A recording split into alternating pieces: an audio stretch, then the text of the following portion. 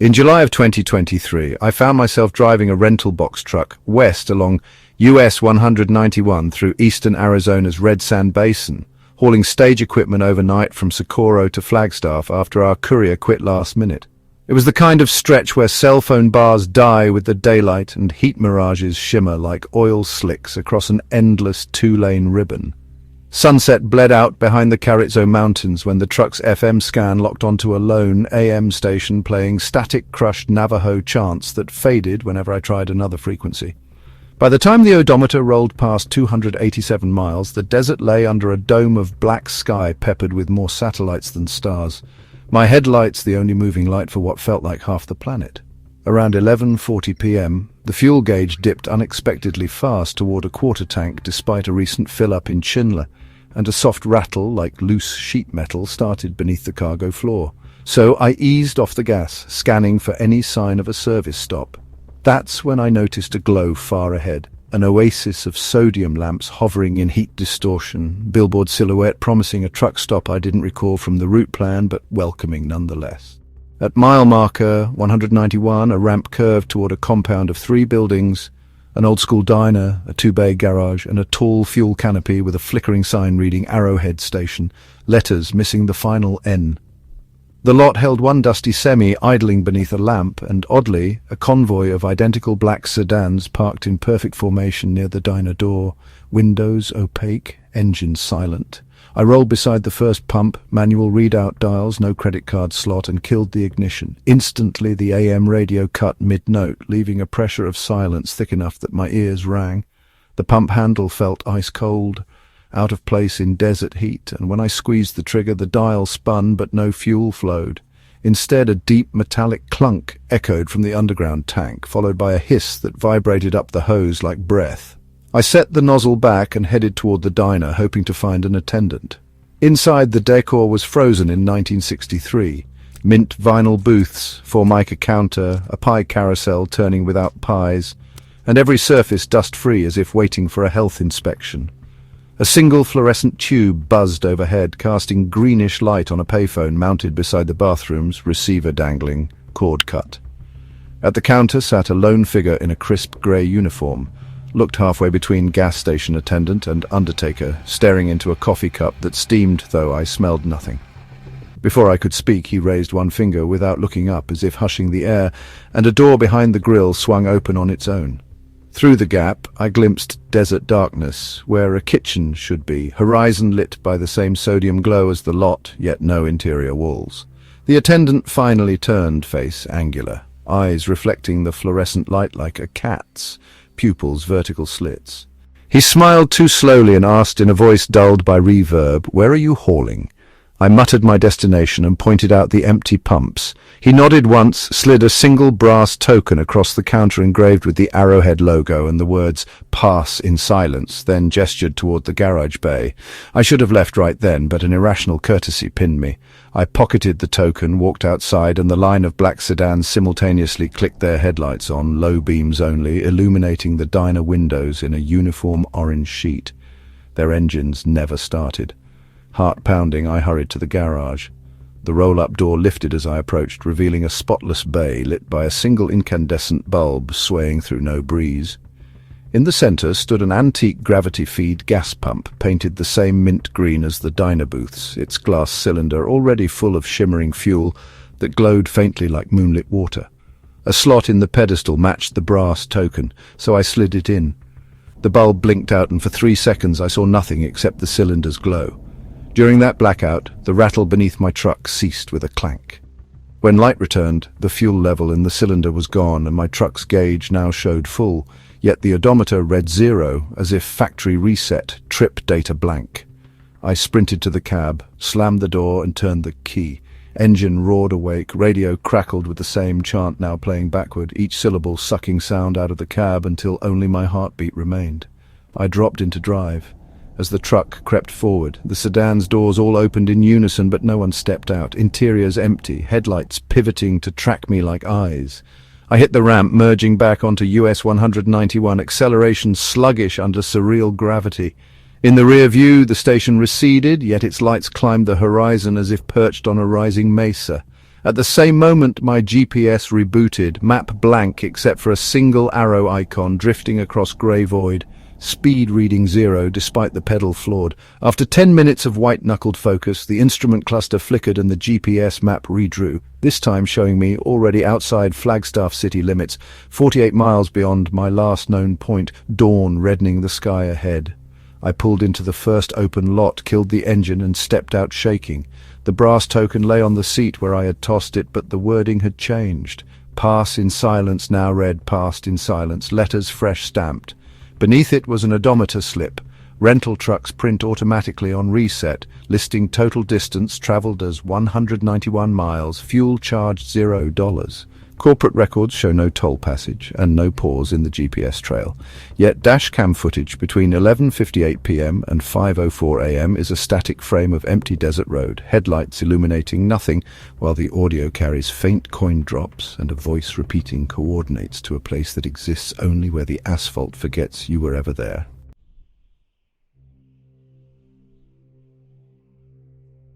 In March of 2022, I was driving overnight along Nevada State Route 375, the extraterrestrial highway, delivering sensitive server racks from Tonopah Test Range to Las Vegas after a client demanded same-day handoff despite an incoming dust storm. By 1 a.m., the sky had vanished behind amber grit that my high beams could barely pierce, transforming the empty road into a narrow tunnel of swirling sand. CB chatter died 20 miles back, phone showed no service, and the only sound in the cab was the rhythmic tick of windshield sand, like dry rain. Around milepost 39, the digital compass on my dashboard began rotating slowly, even though the truck held a straight line, and the outside temperature reading plunged from 62 to 35 in minutes, breath fogging against the steering wheel despite the heater maxed.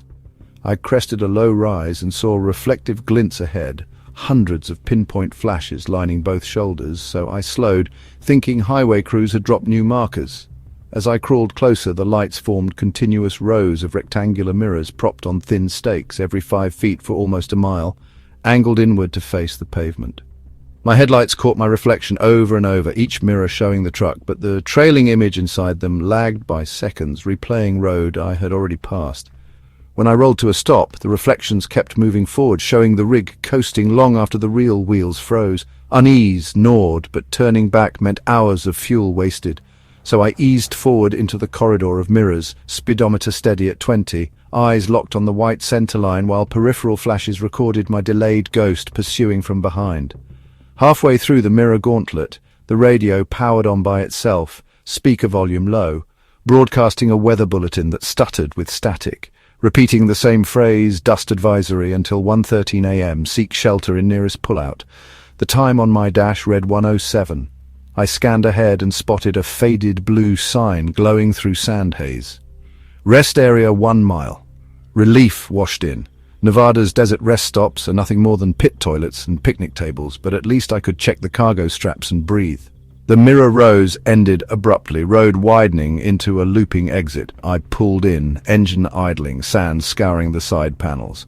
The rest area layout made no sense. 4 asphalt lanes formed a perfect circle around a concrete island where a single stainless steel phone booth stood under a flickering sodium lamp. No picnic tables, no bathrooms, just that booth sealed behind grimy glass. I killed the engine to listen. Wind dropped to a muffled hum, as though outside sound had been cushioned. My footsteps echoed when I approached the booth, louder than they should on open ground. The handset dangled, receiver light blinking. Inside the glass someone had written, "Clean your mirrors," in finger-smeared dust over and over, words overlapping. I lifted the receiver, expecting dead air, but a voice identical to mine spoke first, slower, deeper, reciting my current odometer reading and fuel level, details only visible inside the cab. Then it said I had 90 seconds to exit the mirrors before they reset. The phone clicked. Dial tone returned, but vibrated like distant machinery winding up. I backed away fast, sprinted to the truck and threw it in gear, tires skidding on sand-slick asphalt. As I merged back onto 375, a dull glow expanded behind me, mirrors lighting in sequence like dominoes, each reflecting a brighter source further back that I couldn't see directly. The rear camera feed whited out, lens overwhelmed. The dash clock hit 1:13 exactly when the reflection light reached the last mirror.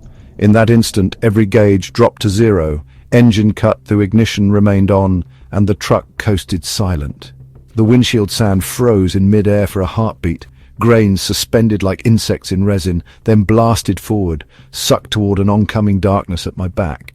I felt the rig dragged in reverse, though wheels rolled forward, asphalt scrolling wrong beneath headlights. The mirrors on both sides now showed a perfect, current reflection, but the road inside them sped backward, nighttime scenery reversing, while the real desert dimmed as if stars were switching off. I grabbed the emergency flashlight, opened the door, and jumped as the truck slowed to single digits. The ground felt spongy, footsteps leaving no prints. I aimed the beam at a side mirror. The glass shimmered wet, surface rippling outward, and my reflected face stared back, hollow-eyed, mouth moving, though mine stayed shut. It mouthed 3 words: "Clean your mirrors." A hand rose inside the reflection and pressed the glass. A smear of moisture appeared on the real surface from the other side. I staggered to the back, intending to unhook the cargo trailer and escape in the cab alone, but the trailer door stood ajar, though I had triple-latched it in Tonopah. Inside, instead of server racks, the trailer housed nothing but rows of those highway mirrors stacked like coffins, each reflecting an angled slice of darkness deeper than physical space allowed. From within the reflection nearest the door, a figure stepped forward, silhouette matching my outline, yet filled with starless sky, limbs bending slightly wrong. The interior air grew icy, breath crystallized into tiny flakes, drifting sideways toward the mirrors, drawn in like iron filings to a magnet. Shock broke when the trailer floor lurched, truck rolling backward under unseen force. I slammed the door, locked it, sprinted to the cab, and twisted the key off, then on. Gauges flicked, engine caught with a roar, headlights burned bright. I floored the pedal, feeling resistance like towing an anchor, but speed climbed, 5, 10, 20. Around me, the mirror reflections stuttered like broken film, images blurring, and a shriek of tearing metal rang behind as the trailer coupling sheared clean off. In the side mirror, I watched the trailer sucked into the darkness, swallowed without sound, followed by mirror stakes uprooting from the roadside in waves, disappearing into the same void that erased the stars. The truck broke free at 50, engine humming normal, compass steady. At dawn, I rolled into a Las Vegas way station running on fumes. Inspectors noted the missing trailer, logged it stolen. GPS records showed the unit disconnected near milepost 40 on State Route 375 at 1:13 a.m., but satellite imagery from that minute displays an uninterrupted 2-lane highway. No rest loop, no mirror gauntlet, just wind-shaped dunes. Weeks later, the rental company billed damages, yet could not explain how a fifth-wheel pin could shear so clean without heat or force. I still drive cargo, but every time windshield dust starts to sparkle under high beams, I kill the radio, check the side mirrors for lag, and count the seconds to 1:13. Because somewhere in Nevada there is a mile of waiting glass resetting itself, reflecting a copy of me that wants the original to stop long enough for the road to swap which version keeps driving.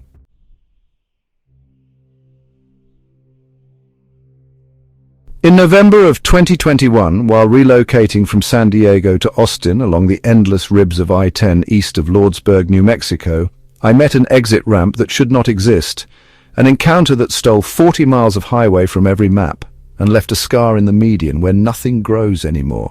The trip had run smooth until a dust storm roared up just after midnight, transforming the desert into a single swirling wall that my headlights tunneled through in pale cones. The radio lost all stations and the GPS stuttered between rerouting and blank grid before freezing entirely. With visibility collapsing, I slowed to 40 and scanned for a logical shoulder when a fresh green sign emerged from the sand. Exit 0, services half mile. I had driven this corridor a dozen times and knew the next real stop lay 60 miles east. Yet the sign shone new, rivets gleaming in my beams. I felt relief outweigh confusion and followed reflective chevrons as the ramp curved south, pavement pristine, brighter even than the interstate. The wind died the instant my tires left the main line. Dust vanished behind as though clipped away, and a hush settled so absolute my engine felt suddenly loud in the cabin. At the ramp's end, a straight 4-lane frontage road stretched ahead, flanked by tall iron street lamps that pulsed warm sodium light down onto curbs free of weeds. Quarter mile in, a low neon glow spelled Whetstone Plaza. arrow pointing to a cluster of squat buildings surrounding a glass-fronted gas station. Pumps stood gleaming silver, analog dials reading zeros, hose handles looped in deliberate symmetry. I nosed beside Pump 3, killed the ignition and stepped out. The air was cool, unscented, no hint of fuel, asphalt or dust, like stepping into a photograph instead of night. Sensors failed to click when I pressed the nozzle, so I walked toward the convenience store. The automatic door parted soundlessly and fluorescent ceiling grids flicked on row by row ahead of me, revealing shelves fully stocked yet dustless canned chili with expiration dates 15 years future, glossy postcards of desert vistas that looked more oil painting than photo, and travel-sized toiletries bearing no brands I recognized. At the rear counter waited a clerk, mid-20s, face expressionless, skin so pale it reflected the lights, eyes pooling black like undeveloped film. Without greeting, he lifted a hand and slid forward a single paper cup and a ticket stub that read, "Refuel 1, no cost," then pointed to a coffee urn behind me labeled "Free." I tried asking if the pumps were down, but my voice fell flat, swallowed by the tiles, and the clerk only tilted his head as if scenting the air. I sensed the wrongness blooming, but exhaustion and the memory of Sandwhip outside urged me to play along. I poured coffee that smelled faintly of rain on pavement, sipped, tasted nothing. Back at the car, the fuel nozzle slid home easily, numbers ticking through liquid never hissed. Still, when I hung it up, my dash gauge climbed to full trip computer resetting itself. Just then, my phone, long dead for signal, lit with a notification. "Welcome back, 000 elapsed," arranged like navigation software, but using font not on my device. An arrow pointed straight ahead toward a dark stretch beyond the plaza, where a road sign glowed, "Continue to town center." The rational thing would be whip a U-turn and rejoin the interstate, yet every instinct insisted the ramp behind had dissolved. In my rear view, ramp lights were gone, desert black. I pulled forward under another bank of street lamps, each flicking on only as I reached it, revealing storefronts of a silent main street, a movie house listing features from no studio, mannequins frozen in a clothing shop window wearing duplicates of my own outfit, a diner where steam rose from every mug, though no patrons sat. My headlights painted the far end where pavement narrowed into an alley, lined with more of those duplicates, life-size cutouts of me at varying ages, each facing away, positioned as though queuing toward a door marked "Employees Only, Exit Forward." Fear surged. I clutched the wheel and reversed, but the rear camera showed only featureless night. At that moment, the radio snapped alive, playing a recording of my voice leaving a voicemail I recognized from hours earlier. "The mundane made good time. See you tomorrow." Only the playback slowed until vowels liquefied, then reversed in sputtering bursts. Over this track, another voice, hollow and metallic, layered a single instruction: "Remerge at 0." All lamps ahead dimmed to red, saturating street, car and sky. The cutouts of me pivoted in unison, though wind was absent, their blank backs now showing faces printed with no eyes, only mirrors reflecting my headlights. One step toward me. I floored the accelerator, swerved around the mannequins, tires screaming on flawless asphalt, and barreled toward a darkened overpass beyond town. As I approached, the temperature display dropped to freezing, windshield frosting internal side. My breaths crystallized mid-air before vanishing. The overpass pillars bore billboards flashing "Exit 0 ahead, stay in lane" in bleeding red marquee light. I held center, gripping wheel while the road climbed onto the bridge, except as my front wheels touched concrete, the scenery blinked out, replaced by thundering sandstorm, wipers hacked by grit, engine straining. I was back on I-10, headlights slicing familiar dust, the plaza erased. Dash clock read 1 a.m. precisely, same minute I'd left the interstate, trip meter unchanged, fuel still full. I coasted to the shoulder shaking, pulled hazard brake and stumbled outside. The storm had shifted east, night clear, but where Exit 0 should have branched, the highway guardrail gaped, a fresh gap of twisted metal and burned skid marks leading into open desert. A toppled green sign lay 30 yards out, face down. Flipping it with effort, I read "Exit 0, permanently closed by order of state." The metal warped as if scorched from beneath. The insurance inspector would later log my brake light fuse blown, yet dash video shows hazards blinking the entire stop. More curious, the undercar black box recorded an altitude drop of 300 feet during the missing minute, though elevation charts show no such valley. 2 weeks after settling in Austin, I received a plain envelope containing my own fuel receipt printed in blood red ink, date 000, location Whetstone Plaza, paid in full. On the back, mirrored letters spelled a parting question. When the highway offers you yourself, which version drives away?